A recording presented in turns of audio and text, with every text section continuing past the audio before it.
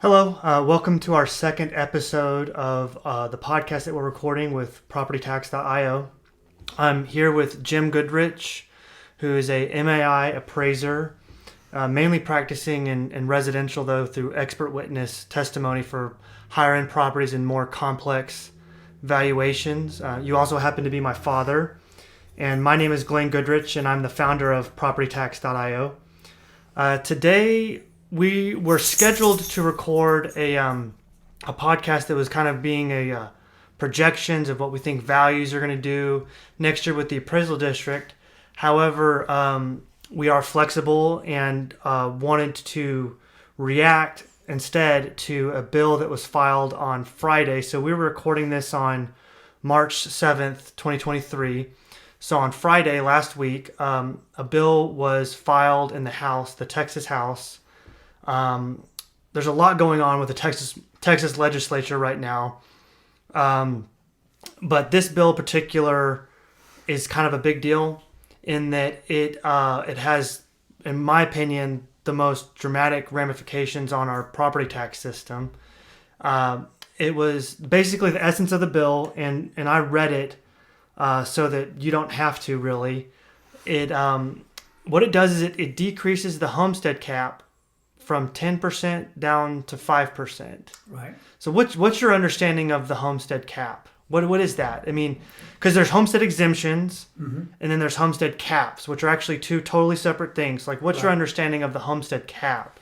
Well, the homestead cap in Texas came into being, I believe, in the late 90s, 1997, if I'm not mistaken. And back then, appraisal districts, they're required to reappraise every 3 years. And many of them back then, it was a long time ago, they didn't have the data analytics and the systems that they have today. And so a lot of them would reappraise only every 3 years.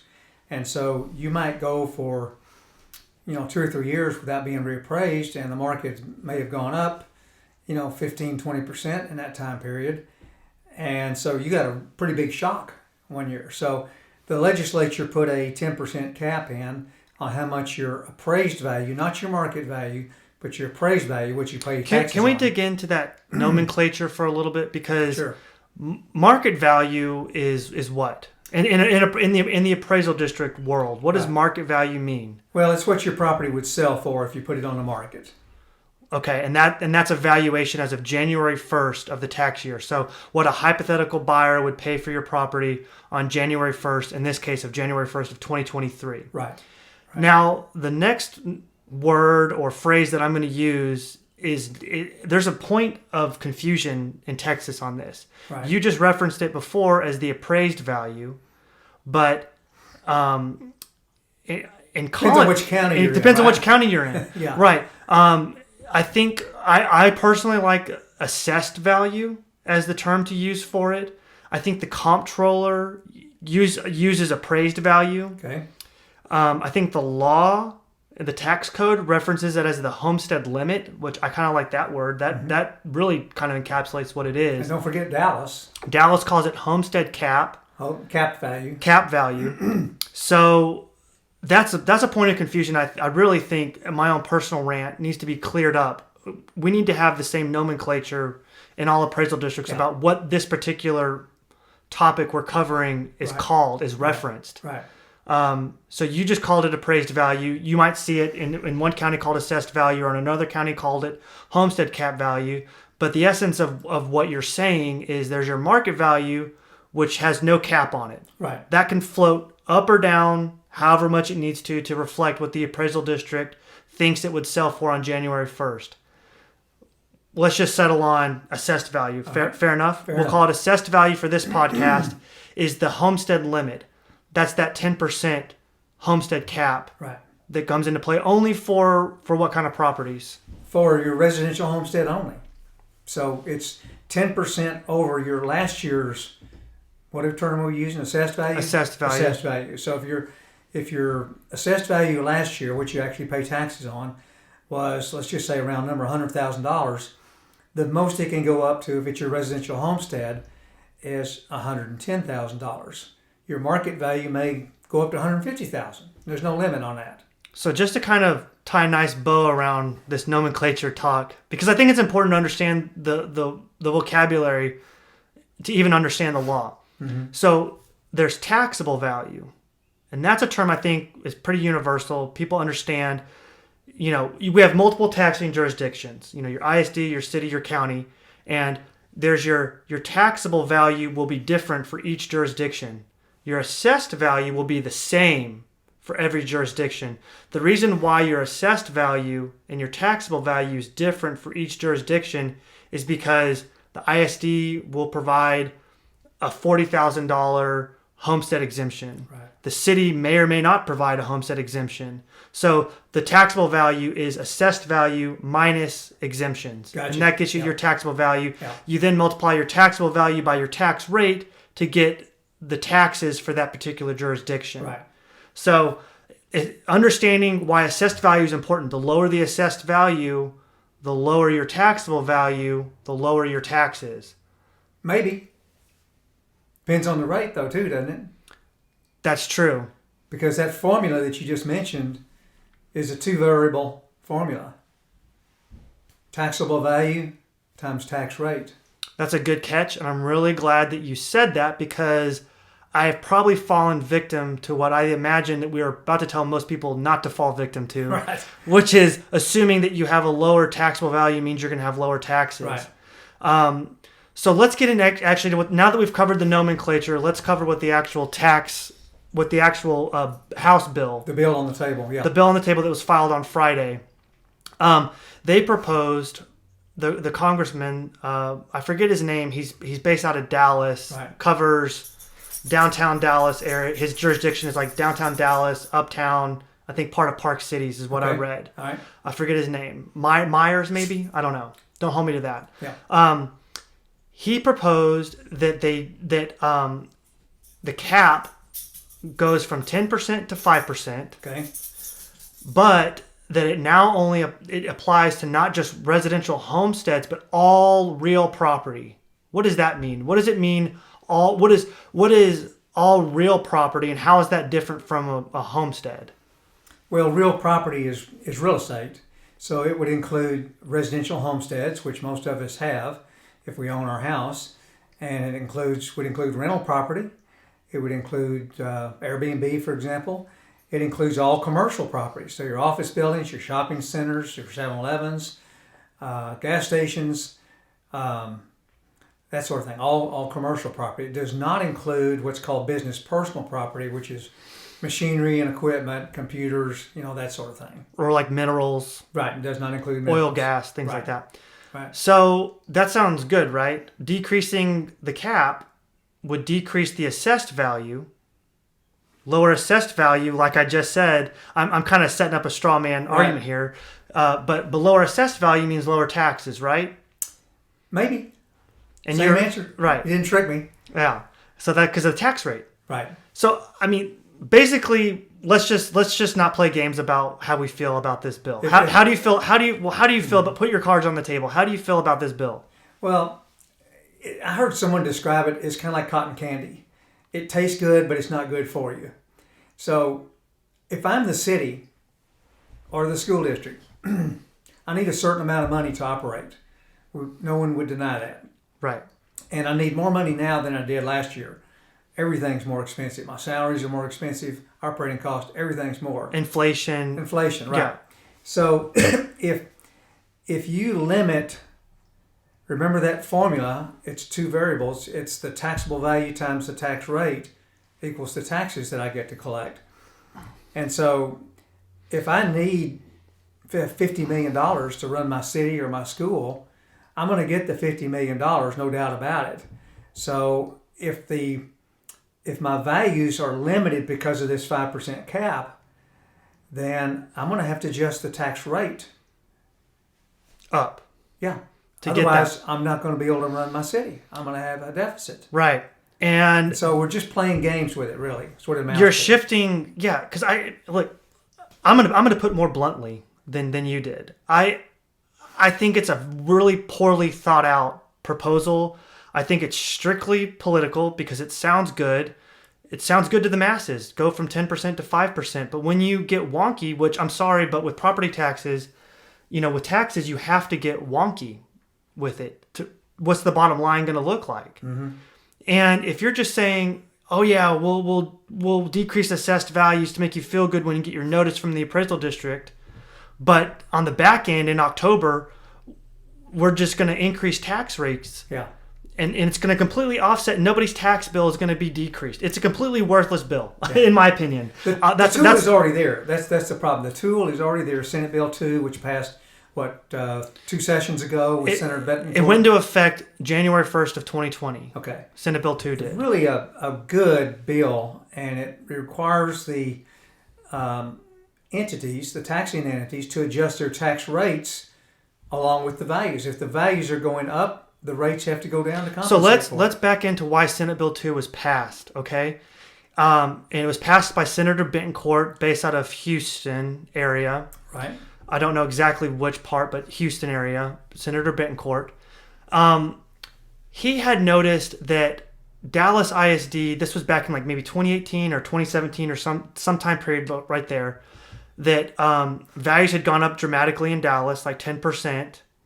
But on top of that, DISD, Dallas Independent School District, increased their tax rate like the maximum they could. And back then that was like a 8 or 8.5% I remember that, yeah. bump. And basically what that did was like 10% increase in value along with a 8 or 8.5% increase in the tax rate equated to like something like 20% increase in the tax bill. Right. And he was like, this is ridiculous.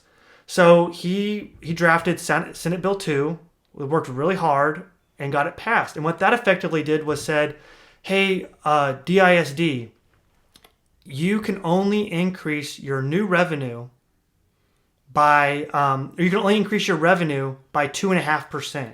Right. So let's take an example of we actually printed off some specifics. Okay. So what happened with DISD last year, because we all know that in 2022, just values went through the roof, right? Mm-hmm. Well, and then before what would have happened was that values would have gone through the roof, and DISD could have increased their tax rate on top of that. Right. Just dramatically increasing everybody's tax bill. Or even just kept it the same. Just kept it the same. And claimed that we didn't increase taxes. And that was another thing that he tackled, was values were going up and they were keeping the tax rates the same, and they were saying we didn't raise your taxes. And it's like, well, no, values went up. Your tax bill went up. You are raising taxes by not decreasing tax rate. Right. You're growing your revenue at 8% or more every year. Right. That's ridiculous. So what happened last year was values went up. I know that on my house, my value went up like 25%. Mm-hmm. I had my homestead cap that kicked in at 10%. Right. DISD, and I live in Dallas ISD, DISD's tax rate went actually down 5.1%. So what that do to my tax bill? My value went up, my market value went up 25%. My homestead cap kicked in at the 10% increase. Okay. My overall tax bill went up like 2.5%. So without Senate Bill 2, your taxes would have gone up 10% probably, right? They would have gone up dramatically. Yeah. Right. It would have been hundreds and hundreds and hundreds of dollars versus I think it was like $200 that it went up. Which, okay, my taxes went up, but it's not like the dramatic tax me out of my home story that you're hearing from, and also keep in mind that there's things like tax ceilings for elderly and disabled right. that prevent. This whole conversation is just almost pointless for them because their taxes are not going to go up. Anyway, They're frozen anyway. So why do we not like that? Why don't you talk about why you don't like the 10% to 5%? So first of all, it's not just shifting the homestead cap from 10% to 5%. It's now saying it's broadening it from homesteads to all real property, which includes commercial and all residential. And it's saying go from 10 to 5. Why do you not like that? Well, I haven't read the bill, so I don't know all the specifics, but every one of these cap bills has a common factor to it, and that the cap stays as long as you own the property. When you sell the property, the cap goes away, and the new owner gets assessed at whatever that market value is, which is usually what they paid for it. So on a residential property, when that property sells, the new owner is going to be taxed at whatever the market value is, which is, again, more than likely what they paid for. So let's provide a specific example. Okay. Let's say that I buy a home for $400,000. Okay. I don't know where you can buy a home for $400,000 today, Okay. but because Yeah. values have gone through the roof. But let's just assume I could do that. And let's say that the appraisal district had the value on at 300,000, Okay. and I pay 400,000 for All right. it. So I'm fully expecting the most my tax bill can go up next year is 330,000. Is that right or wrong? I just paid 400 for it. It was on at 300. No, because the cap goes away when you buy it. So Yeah. See, get people ready. don't. You're People going to get a $400,000 value. people for it, don't. probably. People don't know that the homestead cap goes away the year after you make a purchase. Right. So that means I'm not protected by that 10% That's cap anymore. So I just paid 400 for it. They're gonna raise my value up to 400. Right. It's not gonna be capped at 330 Right. because it was on for So 300. you're going to be paying taxes on 400, right. whereas maybe the neighbor 2 doors down has a house just like yours, and they didn't sell. They got Right. a $300,000 valuation. Right. So you get inequities when you have caps. You inevitably create inequities. But the biggest problem I see with it, Glenn, is commercial property owners. They're pretty shrewd. They know how to game the system. And well, hold on. First of all, let's talk. Okay. What percentage of commercial properties file a protest and have firms that handle it for them versus residential? Just in your gut, what do you think? I'm going to say easily 80% plus of commercial property owners file a protest each and every year. And it's like something like less than 25% of residential. Probably. I don't know that number, but I would not be I've done surprised. some studies on that Okay. before, and it's like 25% file whereas like 80% of commercial file a protest. Okay. So the big guys have the consultants, they have the attorneys, and they're going to fight their cases every year. If they're big enough, they're going to sue the appraisal district every year. They're going And they're going to strategize. That's right. So first, let's talk about how often does a house sell? What is it, every 5-7 years, something like that? It's gone up a little bit. It used to be 7. I think it's probably 8 or 9 years now. Okay. So how often do you think, let's just say, a 7-Eleven sells? I don't know, 20 years maybe. Yeah. Or Never. a warehouse that Frito-Lay has, let's say. It could 100 years. So the commercial properties, they get a cap on it 1 year, and that cap may stay in effect for years and years and years and decades. But why is that a bad thing? Well, because the residential property, the cap typically goes away every 7 or 8 years, whenever the property sells. Residential properties turn more often, much more often than commercial properties. So what that effectively does is shift the tax burden more to homeowners. To residentials. That's to right. homeowners. That's right. And then the other thing, too, commercial property owners, I don't know exactly how this could be done, but with a good attorney, I think you could make a sale not look like a sale. Right. If that makes sense. we had a With a commercial property. we were talking via Slack. We use Slack for internal communications, and we were talking via Slack the other day. And I proposed, what if you purchased, like what a common structure for owning real estate is like a single purpose LLC, right? Mm-hmm. Where you have an LL, and that's to limit liability, to supposedly not be able to quote unquote pierce the corporate veil Mm-hmm. of liability, so that if something goes wrong with that property, it's an LLC, an entity that owns it instead of an individual. So they can't go after your personal assets effectively. Right. And a lot of times people set up LLCs for each individual property, so that if this property, something happens right there, and the LLC owns 5 properties, now they can go after all 5 properties, versus if one LLC owns each individual property, they're only subject to that one property. Right.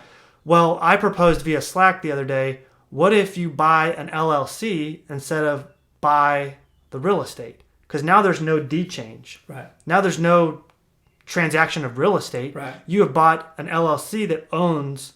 Right. So that would be a way that in that case, I don't see how you would trigger a cap loss on that. Yeah. And you could expand that to just, large corporate holdings. Yeah. Refineries, for example. You sell the business, and the corporation owns the real estate. Everything goes with it, but there's no deed change. The company still retains ownership. So, I think maybe the cap might stay in place. So the caps by nature, they create inequities. And I will tell you this, I work with a lot of appraisal districts, you have too. It's hard enough for the appraisal districts to keep everything equal and uniform without caps getting in the way. Yeah. And you throw caps in the picture, and the 10% cap, we've kind of learned to live with that. But, you start capping properties at 5%, and especially you throw in commercial properties too, and you're creating a lot of inequities in the system. And before long, you've got something approaching the California disaster. Well, I was gonna say, like, this isn't just some hypothetical warning. We have a real life, the largest economy in the country. California went down this road, and it almost bankrupted their state. Yeah. So I don't know why. I don't know why we're proposing. There's that whole saying, "Don't California my Texas." Yeah. I mean, hey, don't California my Texas by this cap issue. Yeah. Now we're not. When we say don't argue caps, are we saying that the property tax that homeowners don't need something done on property tax relief?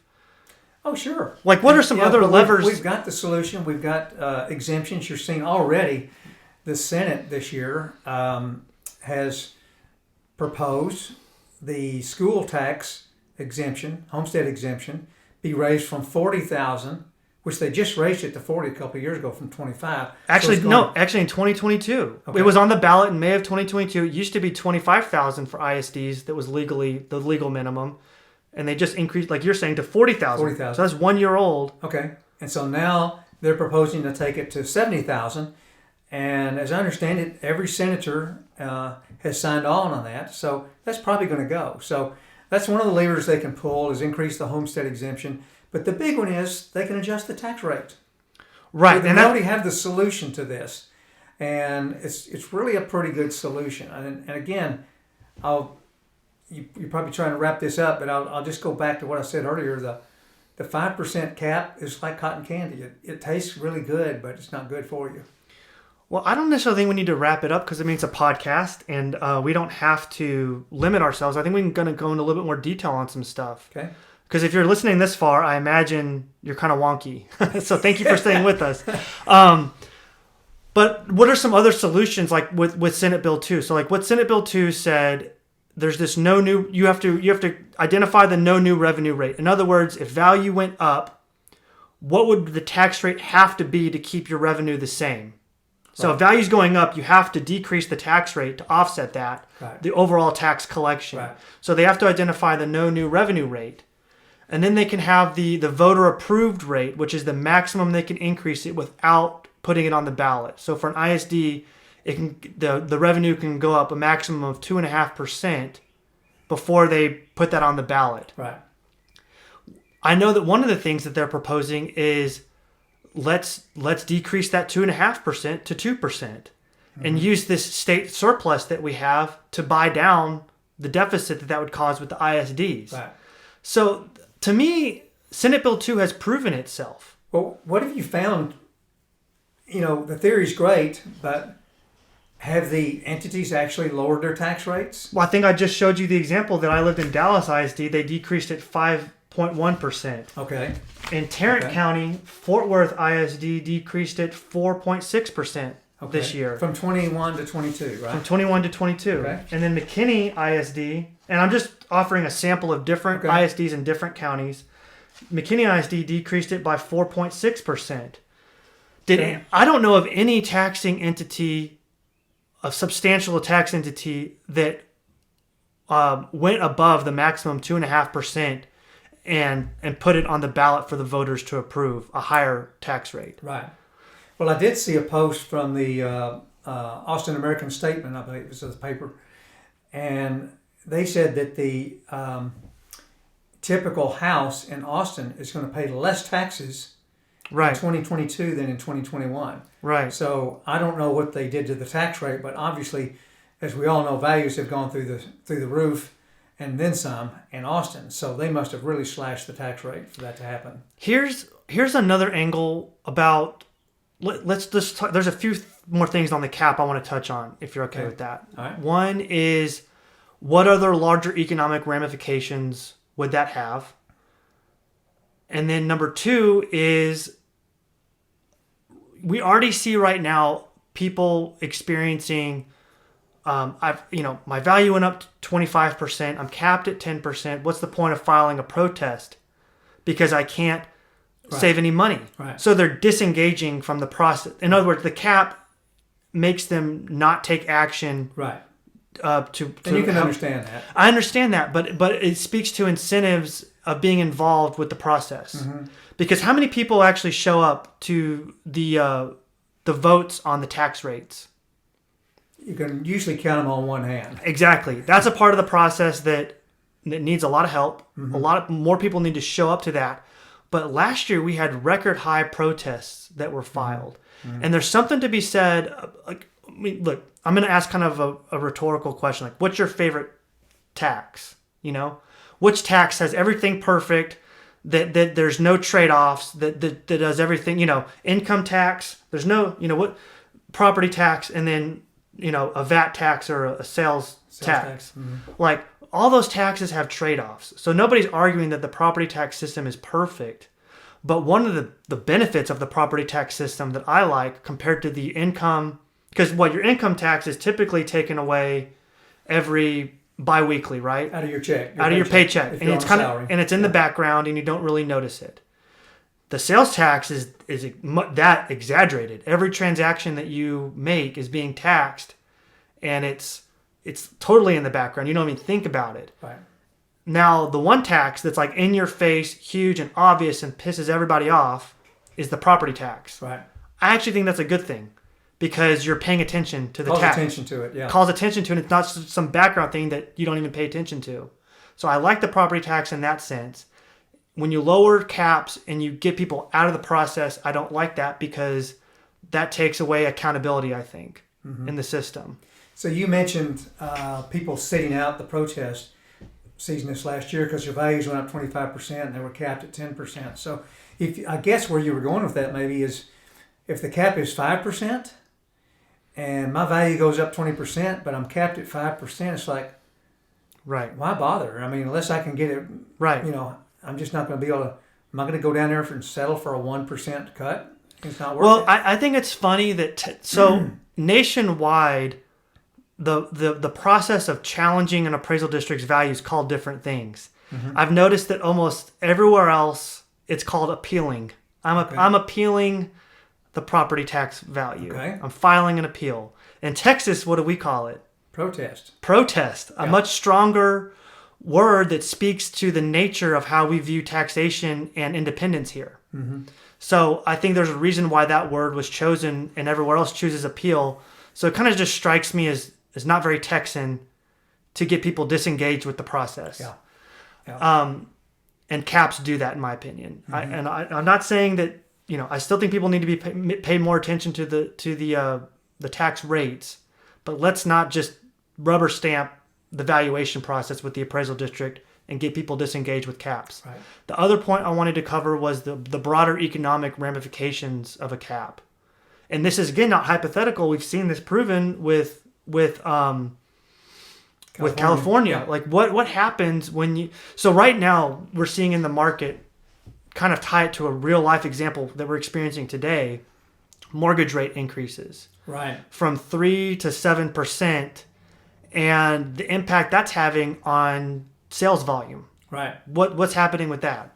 Well, let me use you as an example, if you don't mind, because I happen to know that you have a pretty low interest rate. I'm not exactly sure what it is, but could you share it? It's under 3. Under 3. So if you were considering a move, your new mortgage would be double the rate. More than double. And then some. Right? It'll be more than triple. Well, no, it'd be almost triple. Well, yeah, it'd be like 2.5% more. Yeah. Yeah. So if your rate is sub 3, right, and now you're going to get maybe 6.5, I think. Yeah, it's more than double. Sure. It would be more than double. It's going to be about double. So that's certainly something that I think anybody that bought a house in 2018, 2019, 2020, 2021. Until the rate started up, they've got a very low rate, and it's a disincentive for them to move. So if you start putting property tax caps on top of that, and I don't want to move because I've got a low interest rate and I've got a capped value at 5%, it can only go up 5% a year. Boy, I'm just not moving because I can't stand a big pop in interest rates and a big pop in property taxes. Right. So now you kind of grind, and you know, if you're just not thinking about moving, maybe you think that doesn't impact you, but a lot of the economy is tied to real estate moves because a lot of things happens when a house sells. Right. They call it the multiplier effect, where you've got all kinds of peripheral industries that exist almost solely for people moving. Right. Right. So that's our rant Okay. on why the caps. So what can you do about it? If you don't like this bill proposal, what can you do about it? Well, there's been lots of groups are against it. I know that the Texas Association of Realtors historically has been against caps. I haven't seen them come out with a position on it yet, but usually the Texas Association of Realtors is really good about staying on top of bills that affect real estate. And by the way, you may not know this, but every 2 years in the legislature, there's literally a couple of hundred bills that come out that touch real estate. And Texas Association of Realtors stays on top of that. Realtors are very active politically, so I'm sure they'll make their voices known. I don't think that I can't imagine the ISDs and the cities being in favor of caps, but I don't know. Have you seen any positions? Well, you know who I know is in favor of caps. A lot of appraisal districts. Oh, sure. All right. Sure. Why would that be? Why would an appraisal district lobby be in favor of caps? I mean, would you rather deal with 20,000 protests or 3,000 protests? Exactly. Their job gets easier. Yeah. So I think that says something too. Yeah. I'm not saying that everything. Look, there has been bridges that have been connected between taxpayers and appraisal districts, especially with Senate Bill 2. Yeah. They worked really closely together, so interests were aligned there. Mm-hmm. So I'm not just broadly saying that anything the appraisal district favors is against what taxpayers' interests are. Right. But there's a reason why they want caps in place is because it makes their job easier. And they don't really care so much. It's obviously makes their job easier if they don't have to devote all that time to protest, and they can do other things that are probably more productive. But like I said earlier, the cities and the school, they're going to get their money one way or the other. Right. It's just a question of rearranging who's going to pay what and when. Because when you have a 5% cap and you get a 20% pop in value, you're going to pay that tax on the 20% pop that you got. The question is, are you going to pay it in 1 year? Are you going to pay it in a couple of years? Or are you going to spread it out over 4 years? You're going to pay it, though. Right. And also the 5% cap is not going to decrease your tax bill because they're just going to increase tax rates. It's a worthless proposal. Right. You can also contact your local state representative and voice your concerns over it. And I would encourage you to go somewhere else to try to listen to another side of the argument. I honestly tried to steelman this argument, but I just couldn't. Yeah. I try to do that. I'll try to do that in the future, but I could. The only thing I'd say is that on its face it sounds good, but that's about it. I honestly don't know of any organized group that is really in favor of this, other than politicians like it because they think they'd love to be able to claim that they did that, you know. Right. When I say on its face it sounds good, I mean there's no depth to it. If you go beyond the surface, it's a terrible, destructive bill for our system. So I don't want to confuse the fact that this is not only on its face it sounds good, just like a lot of things that sound good, and then you actually dig into details and you're like, oh wow, I'm actually kind of getting screwed by this. Yeah. So I'm going to go find some cotton candy to eat. All right. Well, we'll try to get the original podcast episode where we're going to provide some projections about and kind of get back more to our data and graphical structure in the next podcast where we help you understand where your value might be going with the appraisal district for 2023. But we thought this would be an important topic to cover because it's timely. It's going to be in the news cycle. I know that some media outlets have already reached out to me to comment on it, which is why we decided to record this. So thanks for sticking with us. If you made it all the way through the video, we hope you find it informative. If you have any questions about it, you can email us at support@PropertyTax.io, and I can help clarify anything for you there. All right, thanks. Thank you.